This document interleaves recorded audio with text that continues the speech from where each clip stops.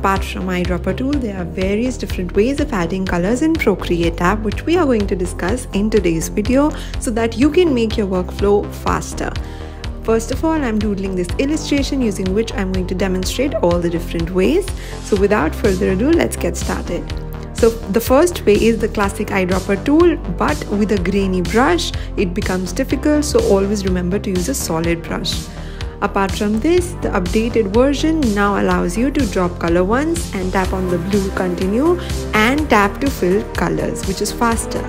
Next method is do your line art on any other layer, set it as reference, and on any other layer when you drop color, you will be able to drop the color in that particular line art. Make sure that the line art is above the color layer. Next is using selection tool, that is automatic, and color fill. Apart from that, you can also use freehand selection tool to select the illustration parts. While the color fill is selected, once you are done selecting, it will automatically fill color once you tap on the dot.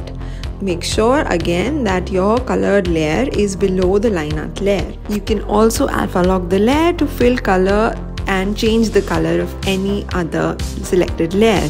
So these were the few different ways of adding color. If the video was helpful, don't forget to like this video.